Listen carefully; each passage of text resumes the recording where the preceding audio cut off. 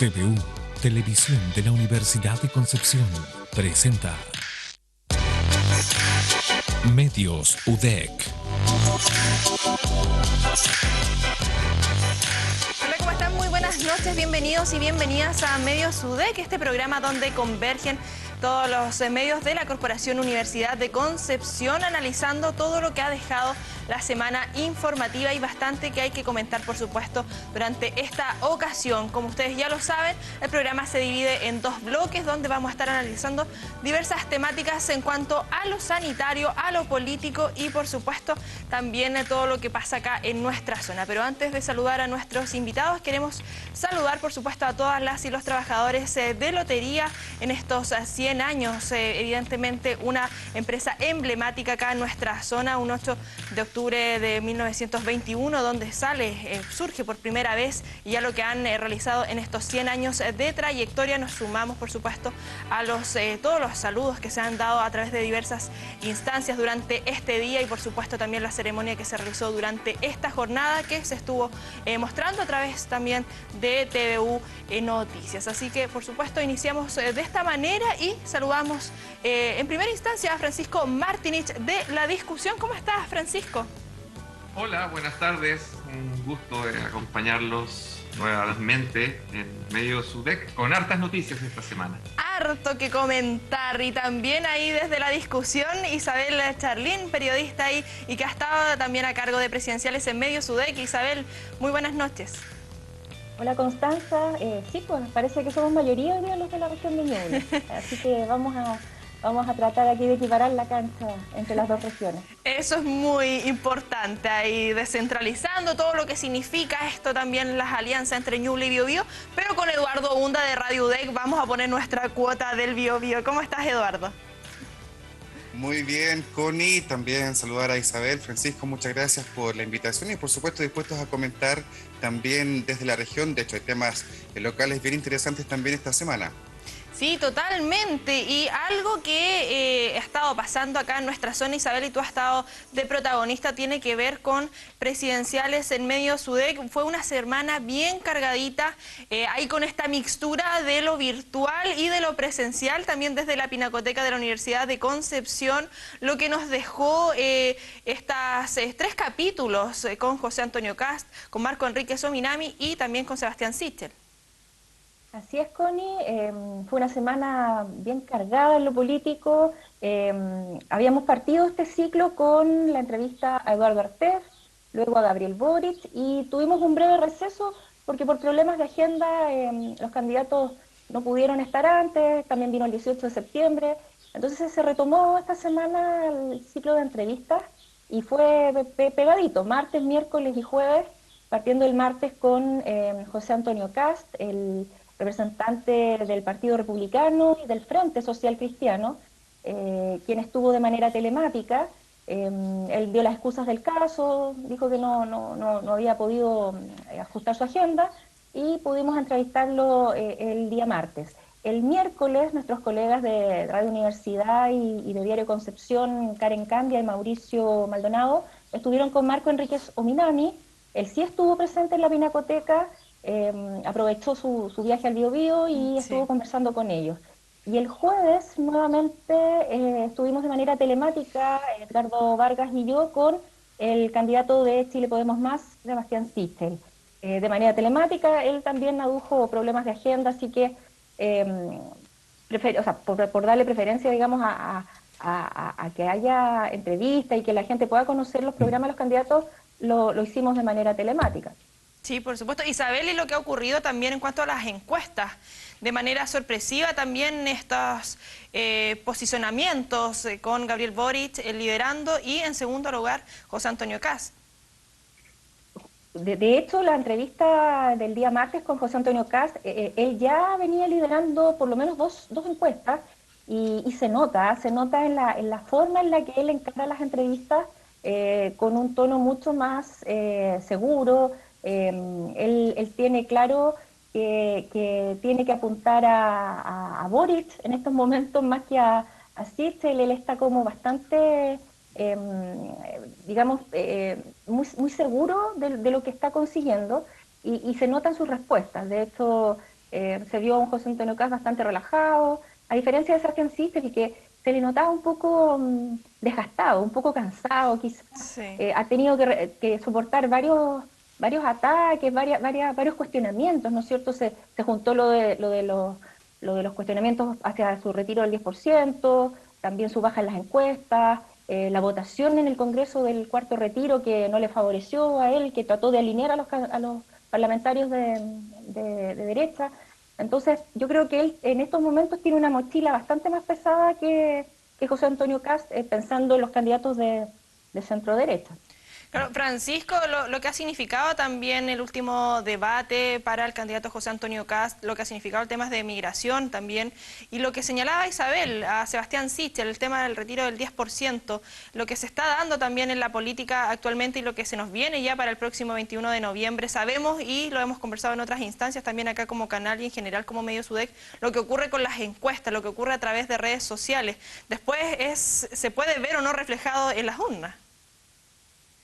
Claro, la encuesta es un cliché decirlo, pero son fotografías del momento, y creo que el momento justamente está de alguna forma fotografiado en las últimas encuestas. Bien dice Isabel, Sichel ha tenido las semanas más difíciles desde que es candidato, por todo lo ocurrido, por las mismas encuestas. Yo agregaría además a la descripción que hicieron ustedes en la entrevista a su padre, que apareció en The Clinic, que además fue muy comentada, fue replicada en todos los canales de televisión y se hicieron especiales sobre aquello, de modo que había razones también justamente para esa atención. Yo me quedo bueno, aún faltan dos entrevistados aún, que es Jasna Proboste y Franco Parisi, pero creo que uno va advirtiendo, ¿no es cierto?, que en materia de descentralización, que es uno de los temas fuertes, ¿no es cierto?, de todas las entrevistas, está al inicio, ¿no es cierto?, de cada uno de los programas, y donde, bueno, de alguna forma también me ha tocado participar en la producción. Uno puede constatar que, uno podría decir, estamos optimistas, porque todos tienen propuestas, sí, y más o menos hay coincidencias. Quizás el único que marca alguna diferencia es Kast, que se ancla un poco más a lo actual, al statu quo, un poco. De hecho, lo define, es raro, la verdad, en su programa, Isabel, que lo revisó, al principio plantea, o nos quedamos con esto o cambiamos, pero dice Chile tiene que definirse, pero él no se define. Es bastante curioso ese planteamiento en su programa. El resto de los candidatos, incluida y también la candidata Proboste, tienen una definición a priori, ¿no es cierto?, en su programa, respecto de que el camino de nuestro país debe ser hacia la descentralización y empoderamiento de las regiones, y transferencia de poder. Pero en general, vuelvo al primer punto, es que todos prometen, digamos, un avance en esta materia. Así que creo que eso es auspicioso, en el sentido de que iniciativas como la que estamos desarrollando como es de la Universidad de Concepción, de alguna forma fijan posición. O sea, lo que están haciendo los candidatos es fijar una posición, y creo que después de quien sea electo o electa, vamos a poder cobrar la palabra, porque fijaron la posición. Y ya creo que esa es la virtud. Exactamente. Quedó el registro, sí. Constanza, incluso yo diría que de las entrevistas de esta semana, hubo un candidato que se comprometió a algo concreto, que fue Sebastián Sichel, cuando se le preguntó por el FNDR, porque él en su programa propone una reestructuración del FNDR. Él se comprometió a que en un eventual primer gobierno, o sea, 4 años, él pretende que el 25% del gasto de las regiones sea decidido en las regiones. Y este monto, pensando en un eventual segundo gobierno, o sea, 8 años, debería aumentar a un 50%. O sea, él se comprometió con cifras concretas, llegar en un plazo de 8 años a decidir en las regiones el 50% del gasto público. Claro, ahí vamos a estar atentos también que señalan los otros candidatos, y bueno, ya está confirmado, sabemos que, como tú lo señalabas, Isabel, temas de agenda de los candidatos y la candidata, ya está confirmado para el lunes 18 de octubre, Jasna Proboste, así que vamos a estar atentos a lo que queda ahí en esa conversación, en este ciclo de conversaciones que buscan también descentralizar todo lo que está ocurriendo en materia presidencial. Pero, Eduardo, lo que ha ocurrido también con el ahora ya ex Seremi de Salud generó bastante repercusión repercusión por... Evidentemente, el tema de la política acá, los dimes y diretes que ha ocurrido, los agradecimientos también que se le ha dado, evidentemente, por el manejo de la pandemia acá en nuestra zona, fue una de las noticias que marcó esta semana. Exactamente, Connie. El sábado pasado, el fin de semana, se conoció que el gobierno pidió la renuncia del CEREMI y bueno, de inmediato los militantes de Renovación Nacional acusaron una vendetta por el apoyo que la esposa del CEREMI, ex CEREMI Héctor Muñoz, la diputada Francesca Muñoz, votó, recordemos, a favor del cuarto retiro del 10% de las AFP, lo que de alguna manera, insisto, para los militantes de RN, encabezados por el ex candidato presidencial Mario Desbordes, aseguran que es una especie de castigo tras la votación de la diputada esposa del ahora ex CEREMI de Salud. Es bien llamativo en realidad que se genere este cambio a estas alturas, digamos, cuando queda tan poco periodo de gobierno, apenas 5 meses. Es parte de la política en el fondo, uno entiende que estos cargos son de confianza, pero hay quien también lo vincula, algunos constituyentes del bloque también lo vinculan incluso con la candidatura y los efectos, la presión que generó Sebastián Sichel, recordemos, hace algunas semanas, justamente a propósito de la votación de este cuarto retiro. Sí, y Eduardo, bueno, él lo indica, me evaluaron bien, pero así es la política, lo que ha sido también, o lo que fue su gestión acá en nuestra zona, siempre dispuesto también, en general, con los medios de la Universidad de Concepción, a acceder a las entrevistas, lo que ha significado también en la materia personal. Él estuvo con COVID-19 también en medio de esta crisis sanitaria, siempre en terreno, el trabajo, más allá de las gestiones, y todos sabemos lo complejo que ha sido el manejo de la pandemia debido a la falta de descentralización que existe, siempre las toma de decisiones desde la región metropolitana, y aún así, ¿qué va a ocurrir en estos periodos? Es complejo saber... si bien estamos en una buena situación actualmente, crisis sanitaria, que, como tú señalas, son 5 meses, ¿qué va a pasar ahí también con ese cupo?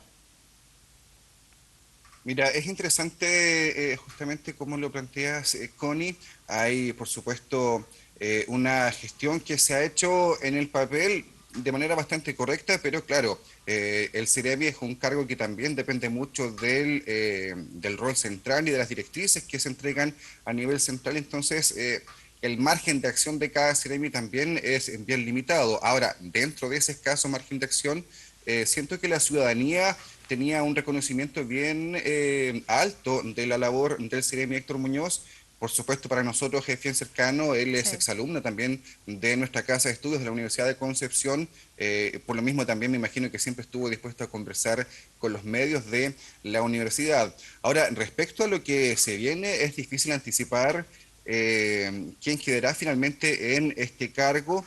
Las cifras del COVID, de la pandemia, son mucho mejores, por supuesto, que las que enfrentamos hace algunas semanas, hace algunos meses. Entonces, es difícil anticipar. La CEREMI subrogante Isabel Rojas, por supuesto, ha asumido este cargo de manera interina, pero con todos los problemas que tiene el gobierno, yo no sé si tendrán espacio para buscar un CEREMI de salud, insisto, a tan poco tiempo de que termine su gobierno. Sí, ahí vamos a ver lo que va a ocurrir también. Isabel, ahí me gustaría también ver desde tu área como editora de política también de la discusión, lo que señalaba el CEREMI. Me evaluaron bien, pero así es la política.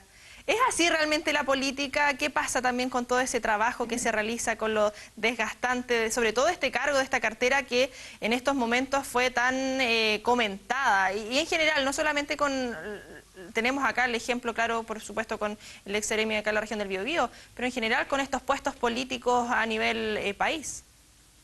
Bueno, esto es sin llorar, dicen. La política es sin llorar, y yo creo que el CEREMI de Biobío, como se dice en buen chileno, pagó el pato a nivel quizás nacional, porque estas amenazas de vincular a cercanos a parlamentarios que votaron en contra de lo que determinó el gobierno, era un secreto a voces. O sea, Sí. se le dijo a los parlamentarios que iba a haber consecuencias si no votaban en contra del cuarto retiro, y de hecho el candidato oficialista, Sebastián Sichel, hizo lo mismo. Entonces, era un secreto a voces, muchos parlamentarios a nivel nacional denunciaron esto, no solo en Biobío, acá en Ñuble también el diputado Frank Sauerbaum en algún momento levantó la voz porque había amenazas de desvincular a cercanos de él acá en distintos cargos en la región de Ñuble. Él votó a favor del cuarto retiro. Entonces, es una forma de hacer política que querámoslo o no, está instalada. Entonces, si alguien llega a un cargo de confianza política, como es el caso de los Ceremi, tienen que atenerse a este tipo de determinaciones cuando Sí. al gobierno de turno no le gusta cómo actúan. Ahora, muy breve, yo tengo la impresión de que tanto en Biobío como en Ñuble tampoco estamos con un Ceremi titular de salud, pues la anterior renunció para ser candidata a diputada.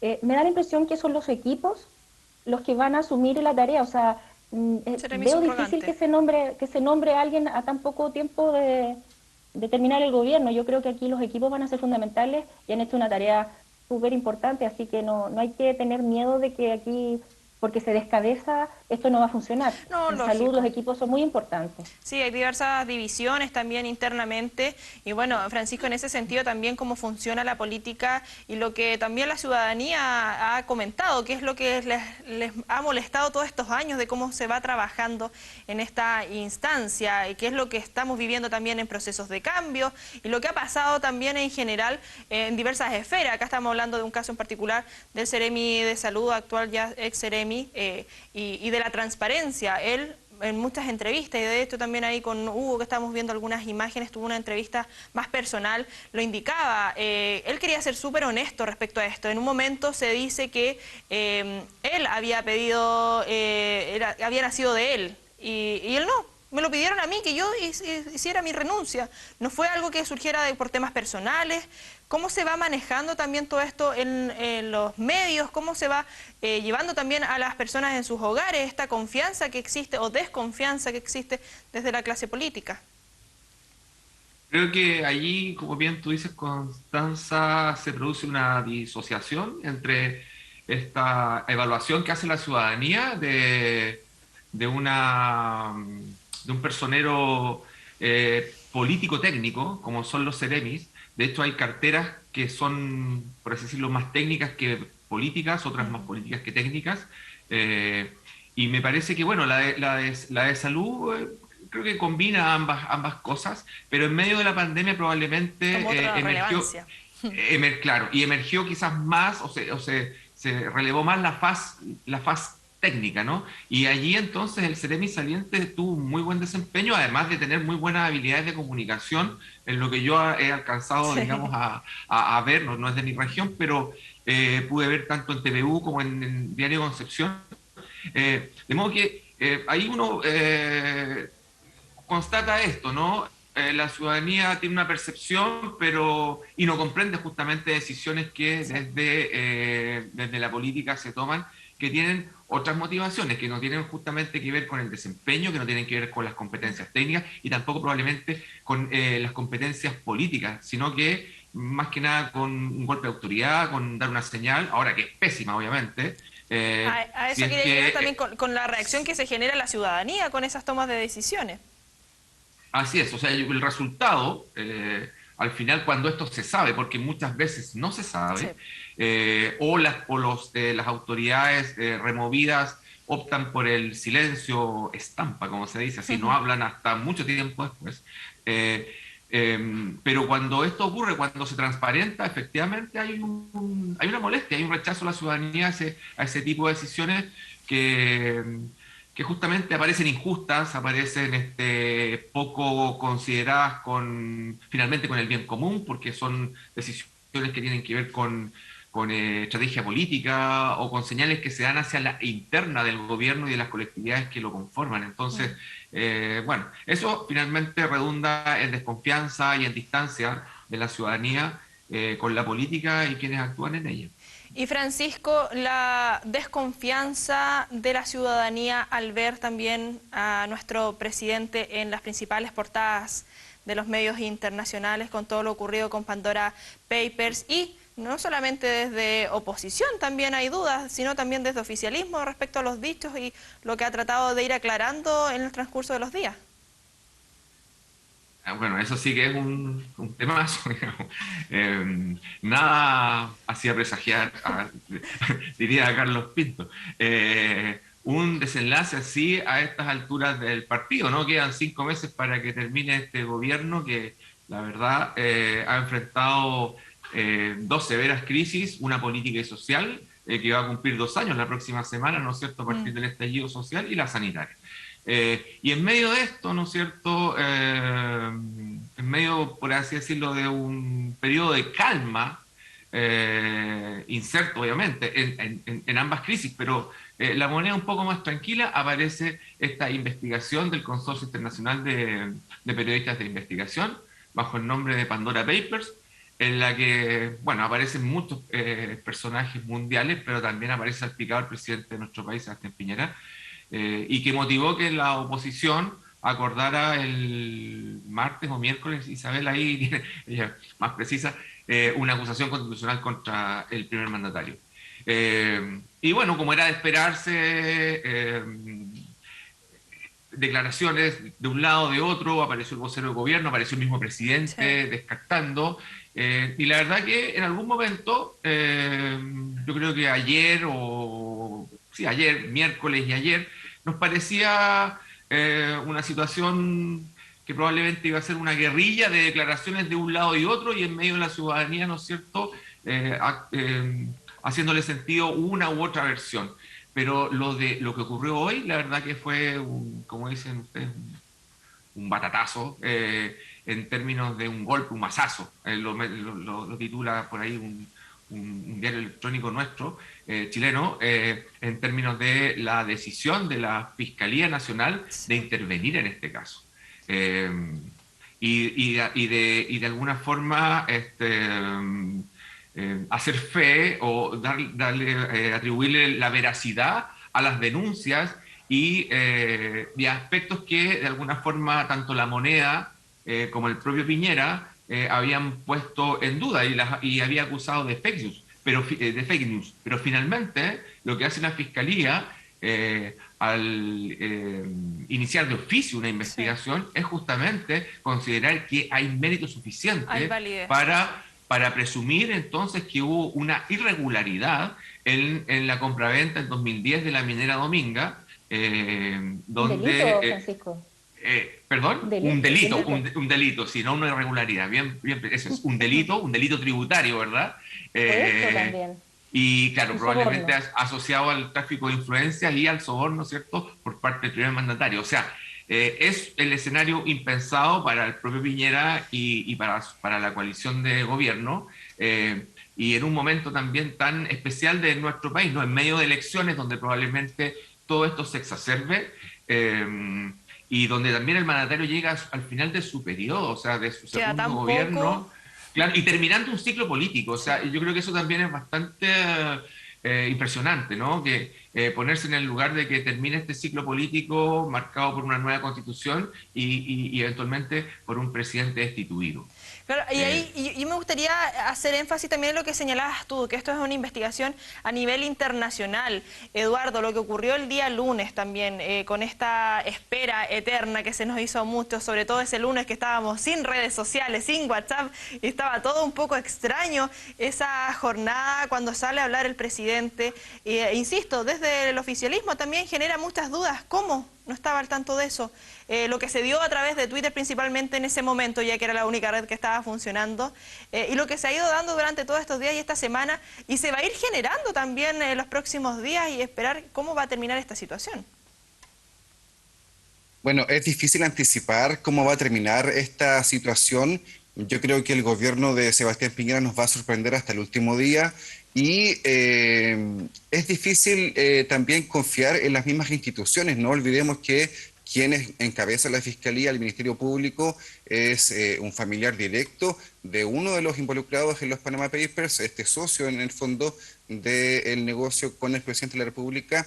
Entonces, mira, es difícil, insisto, anticipar, sí, lo que puede ocurrir con tanto con el curso legal, judicial, la investigación que se realice y por supuesto también con lo que ocurra con la figura tanto del presidente de la República como incluso después, porque esta investigación puede alargarse mucho más de los 5 meses que quedan de gobierno. Entonces también hay que pensar en lo que puede ocurrir con después el ciudadano Sebastián Piñera, que eso puede tomar otro cariz además porque ya no contaría bueno, después de un par de meses, claro, con esta especie de fuero por ser mandatario. Insisto, yo creo que el gobierno nos va a sorprender hasta el último día que estén en el cargo. Y algo que a mí me llamó la atención también de los debates que tuvimos acá en Medios UDEC es cómo se aborda el trabajo de la Convención Constituyente.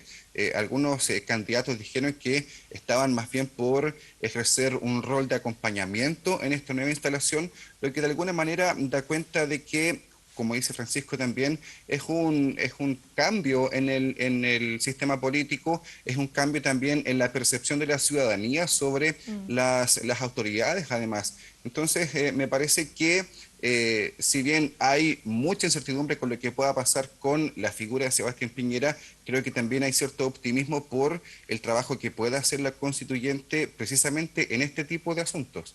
Y algo que mencionaba también Francisco, ¿qué ocurre con los candidatos, Isabel? De una u otra manera se ven salpicados con todo esto y de hecho también se le preguntó a José Antonio Kast respecto a lo que había ocurrido antes con los Panama Papers.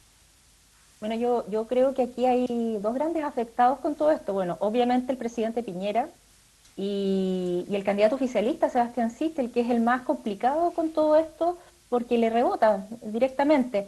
Y yo estaba un poco pensando que el tema judicial, lo que anunció hoy la Fiscalía, va a ser fundamental y decisivo en el futuro político de la acusación constitucional, porque hasta el momento, al parecer, estarían los 78 votos en la Cámara.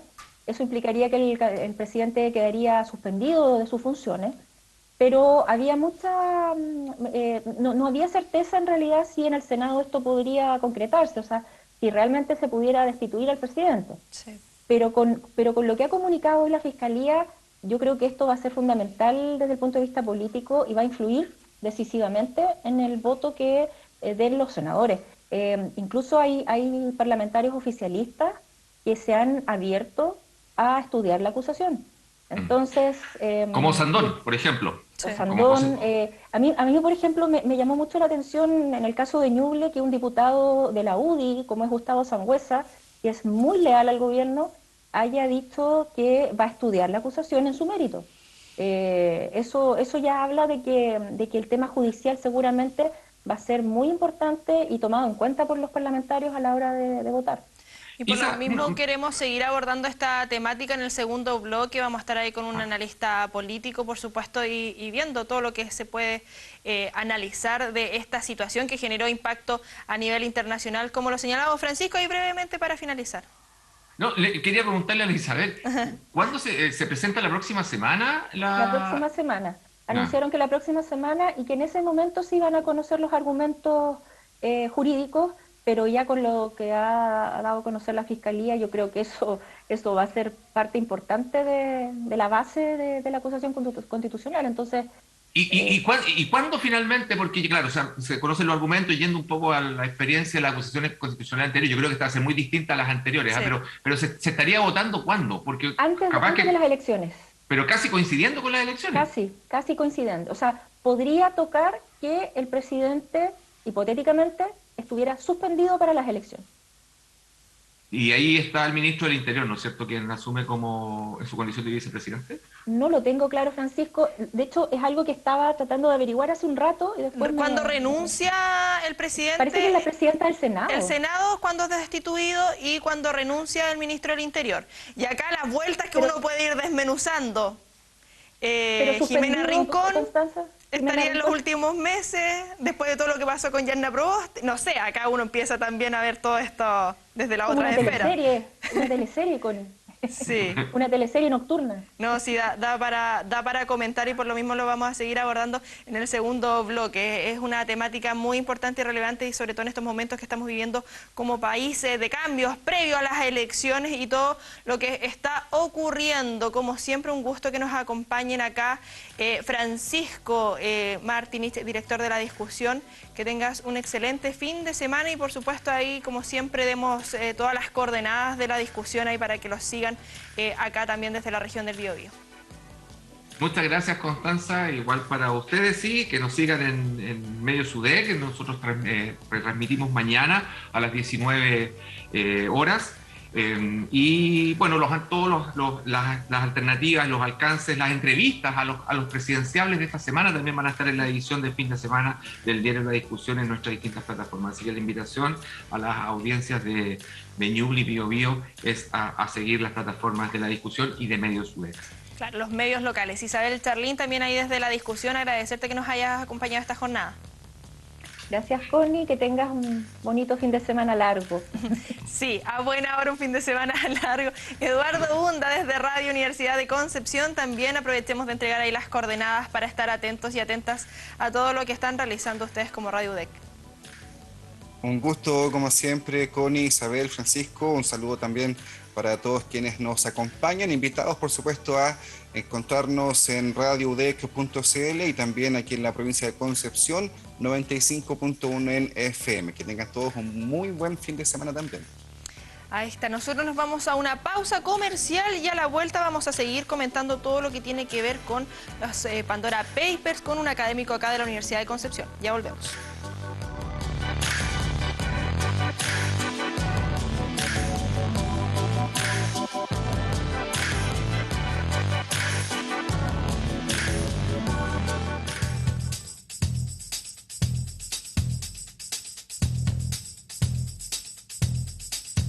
La Facultad de Ciencias Forestales ha acogido el llamado a la vuelta a la presencialidad, pero con la gradualidad que la delicadeza de la situación sanitaria lo exige. Y así hemos vuelto inicialmente con prácticas profesionales, pero ahora hay todo un programa de acceso a la facultad y a los laboratorios, con clases híbridas y actividades prácticas impostergables para la formación de nuestros profesionales.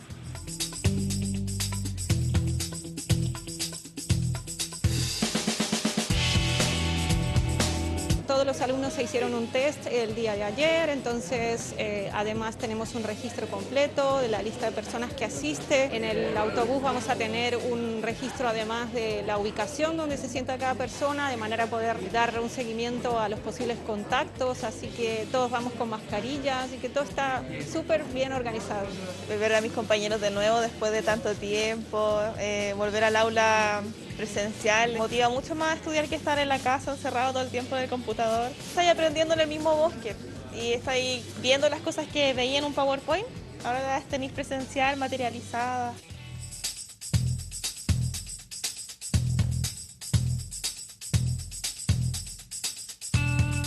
Fue realmente emocionante vernos en clase, reconocernos, mirarnos a los ojos, porque muchas veces es difícil que todos puedan encender sus cámaras en las casas.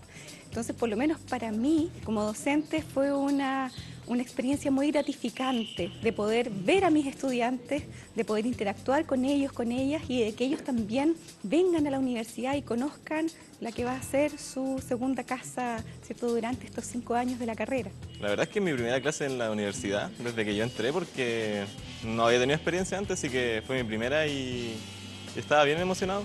Conocer a mis compañeros igual y revivir lo que era tener clases presenciales. Yo creo que mis compañeros que aún asisten de manera online igual están ansiosos de poder venir aquí a la sala y poder tener a la profesora enfrente, concentrarse de una mejor manera. La verdad es que ha sido bastante gratificante, creo que el poder generar estos espacios de encuentro físico al final ayudan un poco al proceso de aprendizaje, así que la verdad ha sido bastante positiva la experiencia.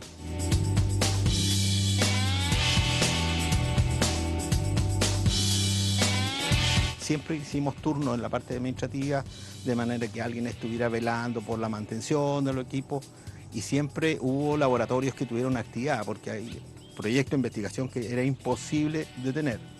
Pero cumplimos con los aforos, Afortunadamente no tuvimos ningún contagio debido a nuestras actividades y eso nos permitió empezar tempranamente con este retorno paso a paso y gradual como establece la autoridad de la universidad. Medios UDEC.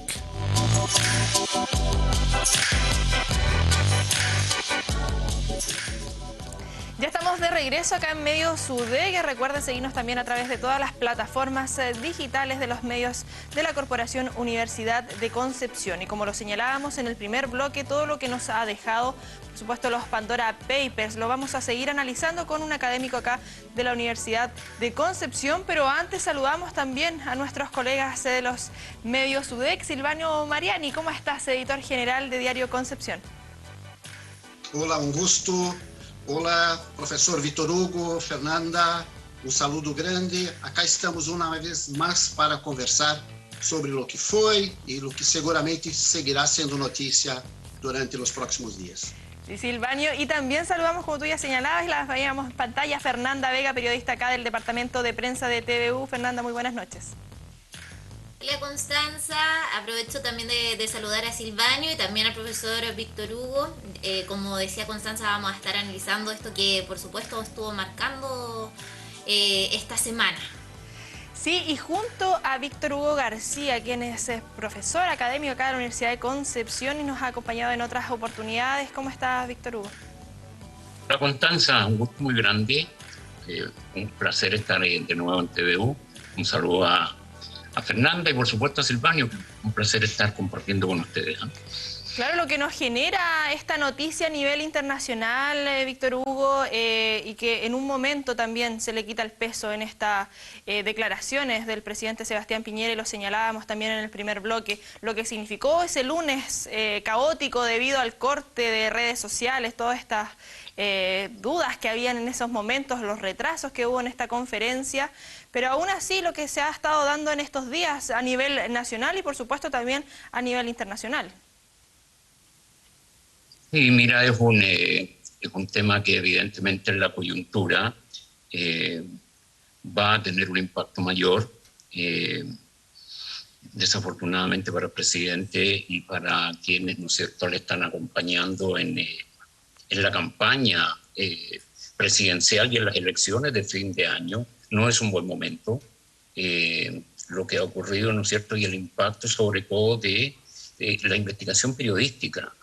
Dejar muy en claro eso, la investigación periodística, un saludo para el periodismo de investigación y el trabajo que realizó este consorcio internacional de periodistas. Así que va a tener un impacto esto muy fuerte.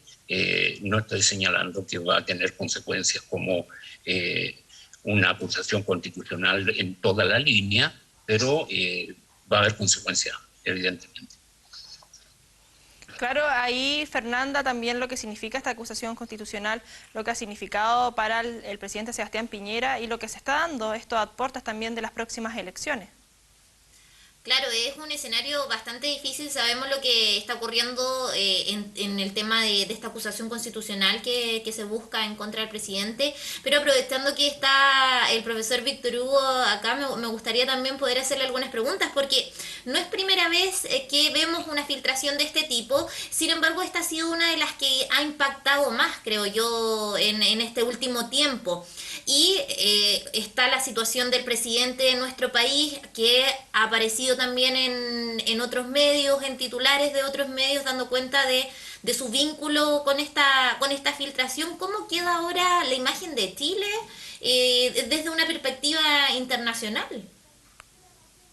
Sí, mira, Fernando, pasa que, por ejemplo, hay una cierta equivalencia por los Panama Papers en cuanto a la cantidad de documentación que se dio a conocer. Si mal no recuerdo, en las dos investigaciones estamos hablando aproximadamente de 11 millones de fuentes, digamos, entre textos, entre videos, entre correos incluso. Y esto, los Panama Papers, ¿no es cierto?, que fueron de 2016, también tuvo su impacto. El tema es que acá en Chile ahora es mucho mayor el impacto de Pandora, porque la coyuntura evidentemente ha cambiado muy, muy fuertemente, muy drásticamente desde 2016. Ya Chile no es el de 2016. La ciudadanía, su actitud respecto al poder, respecto a los políticos, al sistema político incluso ya no es la misma. La figura del presidente Piñera ya no es la misma. La imagen que tenemos de los políticos en general tampoco ya es lo mismo. Y evidentemente que esto viene a colocar un ingrediente que complica mucho más la cosa. Así que yo lo analizaría por ahí. Fíjate, en Chile ha golpeado muy fuerte. ¿Por qué? Estamos en un contexto muy particular y cualquier detallito que toque a determinadas figuras, rápidamente tú deduces, bueno, otra más. Seguimos en esto. ¿Hasta cuándo? Silvanio, y en ese sentido también lo que ocurre en este caso, a puertas de las elecciones presidenciales, y que de una u otra manera también esto salpica a otros candidatos, fue tema también en Presidenciales Medios UDEC con el candidato José Antonio Kast. Claro que sí, y es bastante probable, pienso que gran parte de la repercusión que está generando Pandora Papers se debe en gran medida por ser un año electoral, porque no hay ninguna novedad en eso, ¿cierto? De hecho, los paraísos fiscales existen hace más de 60 años, Panamá fue uno de los primeros, y siempre se supo. La diferencia es que hoy se entregaron nombre y apellido, y cambia un poquito y no se escapa a nadie. Además de ser un año electoral en Chile, no se escapa a nadie, hasta un rey, hasta legionarios de Cristo, que es una congregación de la Iglesia Católica, qué decir de artistas, deportistas y un largo etcétera. Por lo tanto, es bastante probable que por ser, no sé qué piensa profesor Víctor Hugo, respecto, me parece que por ser un año electoral gana otra dimensión y obviamente que eso va a ser explotado. Lo que me pregunto, profesor, le preguntaría a usted, dado que no es ilegal colocar dinero en los llamados paraísos fiscales, crear una offshore, en fin, triangular formas de evadir o eludir impuestos. Dado que eso no es ilegal, o al menos la forma que conocemos, ¿es posible tocar a la puerta de la política y solicitar más ética, dado que no es ilegal?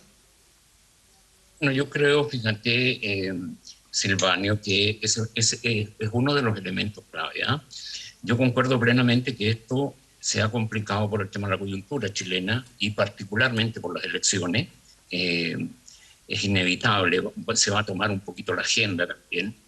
Y coincidir también que por el solo hecho de que tú realices una operación en uno de estos llamados paraísos fiscales, ¿no es cierto?, las Islas Vírgenes Británicas, en este caso, que están al ladito, están las estadounidenses, no es ilegal en sí. Lo que define un paraíso fiscal, por ejemplo, es que tú puedas hacer un negocio y buscan atraerte para hacer negocios sin tributación o cobrando, ¿no es cierto?, una tasa muy baja, bajísima. Entonces tú usas eso como una plataforma. Distinto es que tú lleves dinero mal habido para hacer negocios de allí. Desde el 2016 ha avanzado mucho en regular esto, tratar de transparentarlo, que los paraísos fiscales, por ejemplo, entreguen la información, pero sí despejar primero el hecho de que no porque tú vas a trabajar allí una determinada cantidad de dinero, es ilegal, eres un delincuente, perteneces al bajo mundo, al crimen organizado y no sé qué. Pero el tema ético aquí entra muy fuerte, el tema de la transparencia, la necesaria imagen que tú debes tener como líder de un país principalmente. Entonces, eso debemos ser muy francos en la materia, le juega un poquito en contra a Sebastián Piñera, le juega en contra al presidente de la República, porque hay una línea de una forma también de hacer negocio y la ciudadanía, una parte no menor, rápidamente dice, bueno, esto no está bien, mira lo que anda Sebastián Piñera. Y a lo mejor puede que esté bien hecho, que no haya cometido ningún delito, pero ya hay una condena, ¿no es cierto? ¿Por qué? Porque hay un pasado en donde estás al borde de la línea roja o derechamente la cruzaste, ¿ya? Concuerdo plenamente, Silvano, con eso. Aquí el tema es ético y de imagen. Claro, el tema ético y lo que ocurre también, y bueno, ya se van a cumplir 2 años desde el estallido social, lo que ocurre con la clase política en general, toda esta desconfianza que existe y también poniendo en otra parte lo que significa también este proyecto Dominga, lo que ha significado el tema medioambiental, desde la ciudadanía, lo sabemos que desde octubre del 2019 también ha tomado mayor relevancia los temas medioambientales y más ahora, sobre todo, en medio de esta crisis sanitaria. Mira, precisamente se cruzan muchas variables aquí. El tema de tu trayectoria, cómo te comportas en los negocios, los temas medioambientales, el malestar de la ciudadanía, ¿no es cierto?, que con tanta fuerza se manifestó desde octubre del 19, la visión que tenemos de los políticos en un alto porcentaje, no todos los políticos están en esto, no vamos a caer en condenar a los políticos de por sí, pero hemos estado, ¿no es cierto?, viendo y escuchando noticias respecto a Javiera Blanco, con un tema de utilización de fondos reservados, ex generales de las Fuerzas Armadas, de Carabineros, de la Policía de Investigaciones. Entonces, ¿qué podemos pedir en cuanto a paciencia a la ciudadanía si estamos viendo estas cosas? Este mismo proyecto Dominga, de una u otra manera, salpicó a la expresidenta Bachelet, sin que ella fuera responsable, por supuesto, por los negocios de su nuera. Cuando compra terrenos cercanos al proyecto, prácticamente 12-15 kilómetros cercanos al proyecto Dominga, a sabienda que se van a valorizar los terrenos. Y compra, ¿no es cierto?, un determinado monto y empieza a ofrecer a una cantidad muy superior. Entre el 2013 y el 2017. Entonces, como que hay una línea aquí que cruza a gran parte de nuestra política y de los hombres de negocio y que ha enturbiado la relación entre política y dinero. Eso creo que es muy delicado, tenemos que ser muy drásticos y muy fuertes en seguir avanzando en la condena de esto, las normativas que restrinjan y, ¿por qué no?, el castigo político, el voto castigo.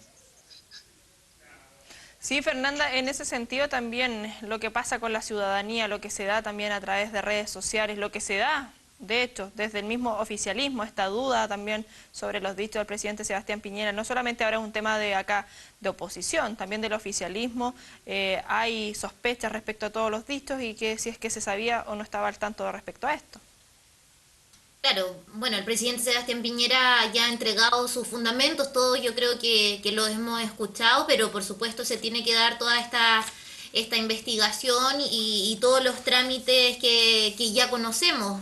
Vamos a ver, por supuesto, qué es lo que va a pasar en este caso en la Cámara de Diputados, si es que avanza esta acusación constitucional y posteriormente en la Cámara del Senado. Sin embargo, en relación a los antecedentes que ya se han entregado, existen todos estos cuestionamientos, pero yo creo que todavía no queda claro si se justifica, profesor, hasta este momento que existan estos paraísos fiscales. Yo, por ejemplo, antes de Medios UDEC, estuve buscando si existía una lista de los paraísos fiscales en el mundo, y son tantos que en realidad no hay un número exacto. Hay en tantos lugares del mundo que no hay una cantidad cierta. O sea, es decir, ¿cuántas otras investigaciones de esta índole podrían existir más adelante que revelen datos tan interesantes, tan importantes y tan juzgables como lo hemos conocido en los últimos días?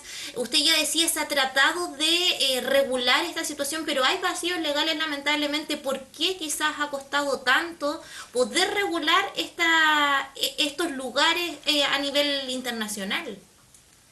Claro, mira, lo que debemos tener en claro acá es que tú no puedes prohibir, no puedes perseguir que un determinado lugar como Guam, no sé, las Islas Palaos, Samoa, en Oceanía,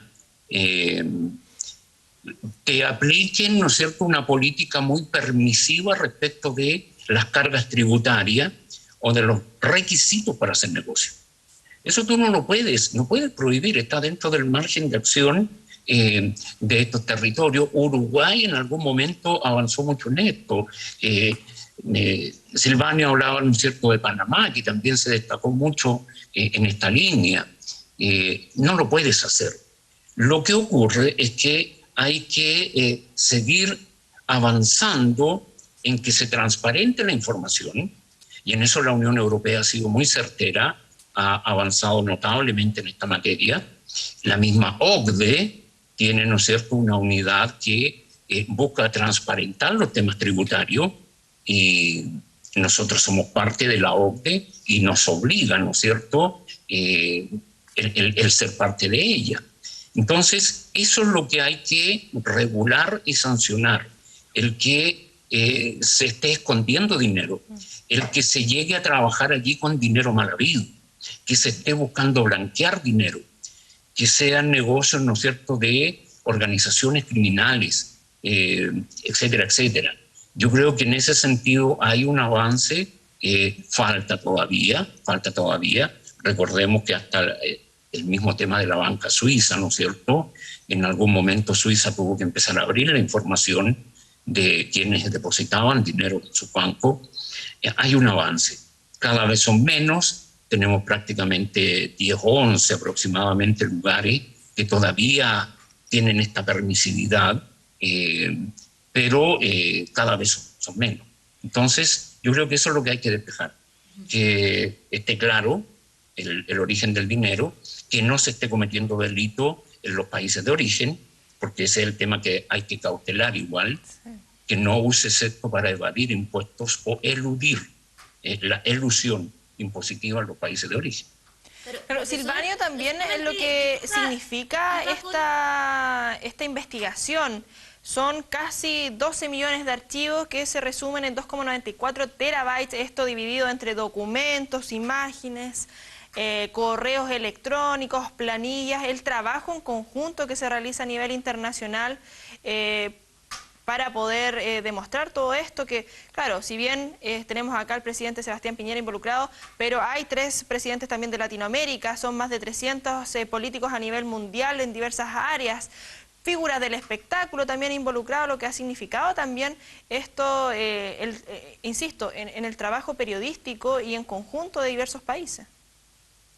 Claro que sí, pero antes yo creo que Fernanda quería hacer una contrapregunta, ¿cierto? Solamente quería precisar un dato, gracias Silvanio, porque se habla de, o queda la sensación antes de pasar ya al tema netamente periodístico, que es para alabarlo por supuesto, da la solución que existe un cierto libertinaje directamente de las personas que llegan a estos paraísos fiscales para ocultar riquezas, para la ilusión de fiscal, como ya decíamos, lavado de dinero. O sea, ¿podría llegar, por ejemplo, un narcotraficante a lavar dinero a estos paraísos fiscales? Como para que la gente igual lo pueda tener claro al nivel que pueden llegar estos lugares, profesor. Sí, esa es la responsabilidad del paraíso, ¿no es cierto?, fiscal, entre comillas, que son, en estricto rigor, lugares tributarios especiales, así diplomáticamente y elegantemente dicho, pero tú también tienes que tener un compromiso, como la misma banca, por ejemplo, en Chile, que rápidamente cuando tú mueves una cantidad de dinero que no está acorde con tu historial financiero, o te lo retienen, o tienes que hacer una declaración, cómo obtuvo ese dinero, está estupendo eso. Entonces, en esas materias son las que hay que avanzar, porque imagínate, en la misma Bahamas, ya que tú llegues con una cantidad de dinero, hagas un negocio, lo inviertas, y que no te hagan consulta, oiga, cuál es el origen del dinero, en qué negocio está usted, y que supongamos que estamos en los 80 y que sea Pablo Escobar, ¿no es cierto?, que está haciendo los movimientos de dinero, ¿ya? Yo creo que ese tema es el que hay que trabajar mucho, y allí es donde está la responsabilidad de estos lugares, y Para eso tenemos el derecho internacional, en este caso económico, tenemos los organismos internacionales, la misma ONU, la misma OCDE y los organismos regionales. Entonces allí hay que seguir batallando para regular y transparentar estos lugares. Sí, ahí queda más claro. Y Silvanio, retomando también lo que señalaba anteriormente respecto a todo este trabajo periodístico que se estaba realizando y que se da a conocer ahora en las últimas semanas, ahí para ir finalizando también con ese análisis. Perfecto, claro, son cerca de 600, en torno a 600 lo que se ha anunciado de periodistas que estaban dedicados a ese trabajo, 12 millones de documentos, etc. En fin, es gigantesco el tema y por lo mismo es que ha generado tanto debate. Ahora, me temo que eso no va a cambiar mucho. Suiza ha construido, sus alicerces son precisamente en base a poca transparencia de los recursos que allá llegan. Obviamente, eso es parte del sistema, fue diseñado para funcionar de esa forma. Y creo, no sé qué piensa profesor y Fernanda, que seguramente tenemos que avanzar en regulación dentro de Chile, transparentar los recursos que son colocados en algún paraíso fiscal. De otra manera no va a ser posible, porque apostar en la ética solamente está demostrado que tiene poca validad, porque de lo contrario no necesitaríamos ni de leyes ni de protocolos. ¿O no, profesor? Absolutamente de acuerdo. Es decir, si pensáramos en una visión rusoniana de la sociedad, ¿no es cierto?